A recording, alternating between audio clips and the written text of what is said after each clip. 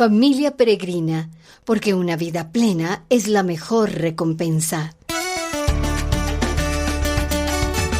¡Yeah! ¡Qué familia más bonita! ¡Gracias, Dios mío! ¡Sí! Hola familia peregrina, te saluda Rubén Ortiz desde el Compañerismo Bautista Cooperativo. Una familia peregrina con una misión, compañera de caminos, de alegrías y dolor, gritando a pecho la esperanza de la nueva conversión. Una mano extendida es tu iglesia. Luego de una necesaria pausa, estamos de vuelta con Familia Peregrina.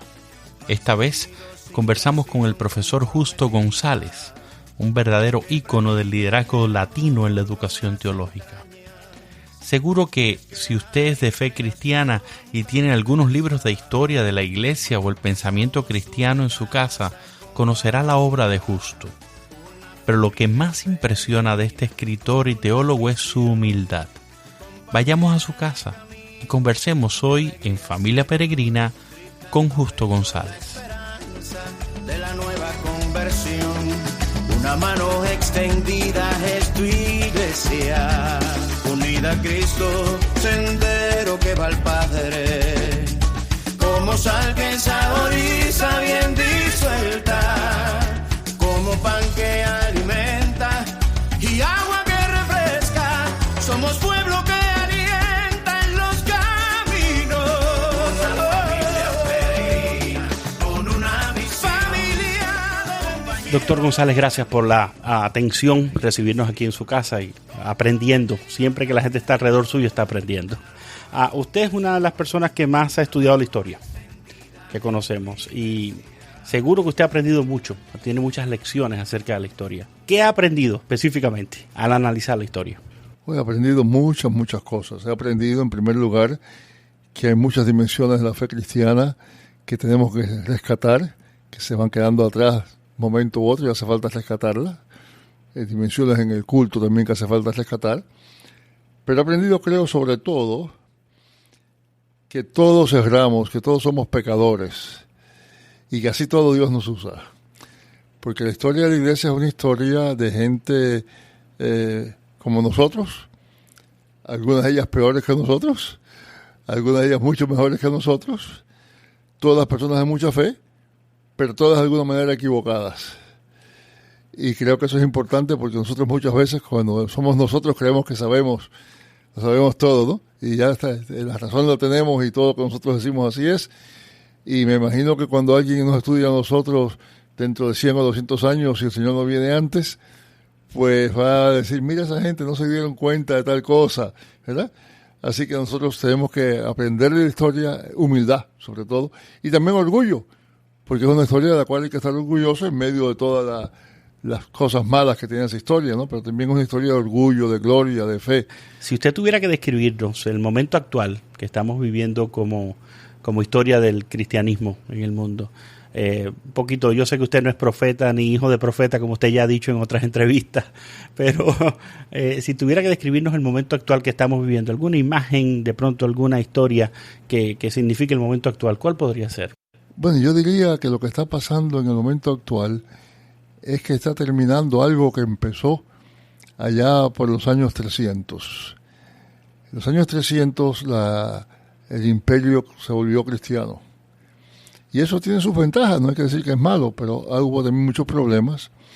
Y tristemente los cristianos no se dieron cuenta de todos esos problemas y todavía vivimos las consecuencias de algunas de esas cosas.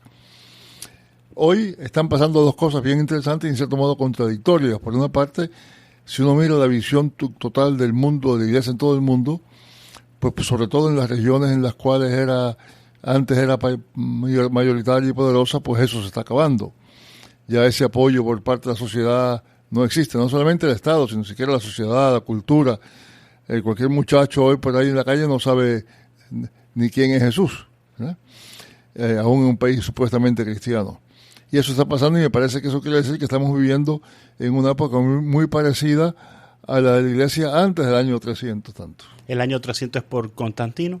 Pues sí, Constantino, el edicto que Constantino pasó y varias cosas, más o menos por los 312, 13, por ahí empezó a cambiar la cosa, y ya para el 381, pues todavía que ser cristiano o judío, pero no se podía hacer más nada.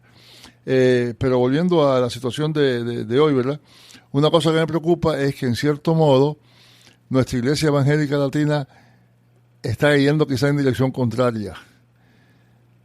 Porque yo me acuerdo cuando yo era muchacho allá en América Latina que ser protestante era una cosa rara y no éramos nadie.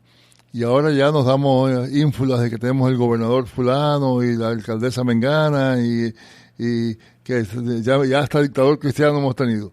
Y muchas veces, lo que me preocupa es que muchas veces nosotros, que hemos estado acostumbrados a estar marginados, ahora nos sentimos muy orgullosos de que nos están aceptando en los centros de poder, y corremos el riesgo de hacer lo mismo que hizo la iglesia ya en época de Constantino, cuando Constantino empezó a apoyarla. Así que me parece que es una situación un poco contradictoria, que por una parte, en muchas zonas, la iglesia está perdiendo ese apoyo y tiene que aprender a vivir sin ese apoyo, y en otros lugares está ganándolo y tiene que aprender los peligros que tiene eso.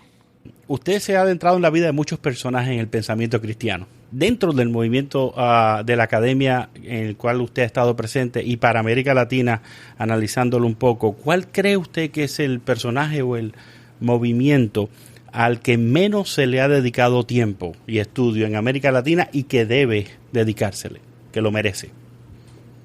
Posiblemente un señor de nombre Ireneo, que vivió a fines del siglo II y que escribió algunos de los primeros libros de teología cristiana, pero que por una serie de razones ha quedado olvidado, y que nos presenta una serie de alternativas de manera de entender la fe cristiana que han quedado relegados y que podrían tener valor para el día de hoy.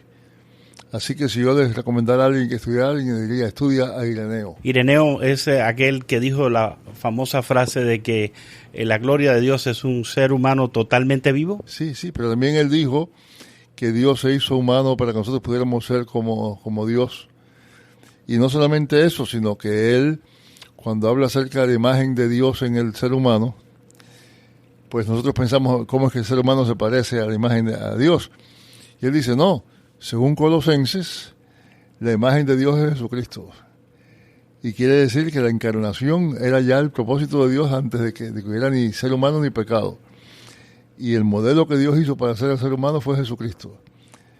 Y eso cambia toda la visión, ¿no? Pero también, aparte de eso, hay una idea en Ireneo de que la creación era nada más que el principio de los propósitos de Dios. Muchas veces nosotros hemos aprendido que Dios hizo la creación y si no hubiera sido por el pecado todo se hubiera quedado como estaba. Ireneo no, Ireneo piensa que Dios hizo al ser humano para que creciera en gracia y en justicia y en conocimiento de Dios. Y eso quiere decir que la historia es importante. Y por eso, por ejemplo, la Biblia empieza en un huerto y termina en una ciudad. Quiere decir que la ciudad no es necesariamente cosa mala. La civilización, el que el ser humano haga cosas, no es malo. Mientras que muchas veces en la tradición cristiana hemos tendido a pensar que todo lo que es nuevo es malo, que tenemos que volver otra vez al principio, y etcétera, etcétera. Mientras que para Ireneo, Dios está en la historia. Claro, una historia torcida por el pecado, pero está en la historia. Y lo que los humanos hacen es importante y es parte del plan de Dios también. El padre Richard Rohr trata de conciliar un poquito eso al decir que nos hemos apoyado mucho en el pecado original y no en la bendición original. Exactamente. Lo que es más, por ejemplo, cuando se habla de la expulsión del huerto, en la teología tradicional es un castigo. Y Ireneo dice que no, que eso es un acto de misericordia de Dios, porque vivir eternamente en pecado es terrible. Y en otras palabras, que haya que morir es una bendición. No una bendición que Dios quiera necesariamente, pero una bendición dentro del pecado, ¿no? Necesitamos estudiar más Ireneo. Es una asignatura un poco pendiente, ¿verdad? Yo lo quisiera, sí, señor. Por ahí, si nos están escuchando esos jóvenes que están en seminarios y en centros de estudio, pues ahí tienen un tip del doctor González. En agosto de 1965, y nos vamos a poner un poquito más cercanos a este siglo, después de haber estado por allá con Ireneo, el doctor Martin Luther King Jr. visitó Puerto Rico y usted fue su traductor. Sí. Hay una famosa foto en que está de un lado Martin Luther King y está un jovenzón que se ve muy bien, que usted le dijo el otro día, respondió a alguien, ese era yo. ¿Cómo recuerda usted esa experiencia, doctor? Bueno, fue una experiencia muy buena y muy difícil también. Es muy buena porque hablar con él, estuvimos una semana, ¿verdad? Él vivía en un apartamento al lado del mío y comíamos juntos y hablábamos juntos y pasábamos la noche conversando. De manera que fue una semana muy buena. Difícil porque el doctor King tenía una elocuencia verborrea increíble, ¿no? Y él tenía unas oraciones que cada oración podía tener 200 palabras. Y yo estaba al lado de él y yo tenía que hablarle el saco, le agarraba el saco y lo daba para que se callara y me dejara decir lo que le estaba diciendo. Esa fue la primera discusión pública entre un latino y un afroamericano y cristiano. Yo no sé, quizás sí. La discusión no fue pública, porque lo que hicimos yo cuando estaba en público era el traductor, él decía lo que le parecía. Le digo, no, pero eso de jalarle el saco. Ah, sí. Pero tenía que hacérselo porque él tenía, le digo, era una catarata, ¿no? Él hablaba como una cascada. Y claro, me molestaba. Yo sentía de lo que interrumpir porque se le quitaba algo de elocuencia de él, pero tenía que decir lo que le estaba diciendo. Así ¿Usted lo conocía él previamente o conocía solamente su pensamiento? No, lo conocía el trabajo de él, el pensamiento y demás, pero nunca lo había conocido. Y él llegó allá y entonces enseguida empezamos a conversar y demás. Vino con otro compañero. Dentro del evento del Congreso al que fuese, también se dilucidaron varios temas importantes. E incluso él hizo una locución en la capilla del Seminario Evangélico de Puerto Rico, en el que por primera vez él da su opinión sobre la guerra de Vietnam, y fue bastante importante lo que dijo, ¿no? Sí, yo no sé si fue por primera vez. Yo sé que estaba empezando con eso. Las conversaciones que tuvimos con él básicamente eran que él creía que la cuestión de los Estados Unidos, el problema de los Estados Unidos no era solamente un problema de raza, que era también un problema económico y de clase. Y por eso estaba empezando con lo que fue cuando murió, él estaba preparando la marcha de los pobres, ¿se acuerda? Pues la marcha de los pobres no era nada más que para afroamericanos, era para todo el mundo, todos los pobres. Y la idea de él era que la situación del afroamericano, que es una situación básicamente de pobreza y que se relaciona con el racismo naturalmente, pero que no son la única gente que está oprimida. Y estaba creando una coalición, ya no solamente porque parte del problema era que los blancos pobres eran quienes más se oponían a los negros pobres, y entonces lo que él quería era unirlos a todos en ese sentimiento de pobreza. Y por cierto, yo me sospecho que esa fue la principal razón por la cual lo mataron. Sí. Porque estaba creando una coalición que ya era demasiado peligrosa. William Fred Santiago coincide con ese pensamiento al decir de que una vez que él sienta esas bases de pensamiento, fue demasiado para el sistema. Exactamente. Si usted tuviera que recordar al doctor Luther King en alguno de sus valores morales, ¿cuál usted resaltaría? Yo diría la valentía. La valentía, porque nosotros ahora hablamos de él y todo eso, pero había que ser muy valiente. Había que ser valiente no solamente físicamente con respecto a lo que al fin y al cabo le pasó, sino también con la oposición que él tuvo.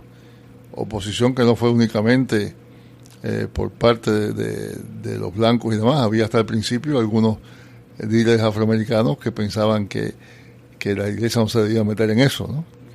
Y la valentía que él tuvo, y él sabía que a él lo iban a matar. Había un poco de esa sospecha que alguien le iba a hacer algo, ¿no? Creo que hay mucho de valioso en eso de la valentía para las nuevas generaciones, ¿no? Porque los temas no acaban y todavía las discusiones y buscar los espacios en que haya justicia tampoco. Bueno, y porque siempre es muy fácil hacer componendas para evitar las dificultades, ¿no? Es muy fácil decir, bueno, vamos a cambiar esto poquito a poco y no va a pasar nada. Pero él se lanzó al cambio. La tecnología hoy en día, doctor González, ha hecho muy accesible la información. Y si pudiéramos definir un poquito en parte la historia, la historia es información. Es recopilación de información, ¿verdad? Y de pensares. Sabemos también que no hay mucho nuevo bajo el sol. Así que cuando se une esa tecnología que recopila, que tiene esa cantidad de información accesible a tanta gente, uno podría preguntarse por qué es importante que las nuevas generaciones estudien la historia cuando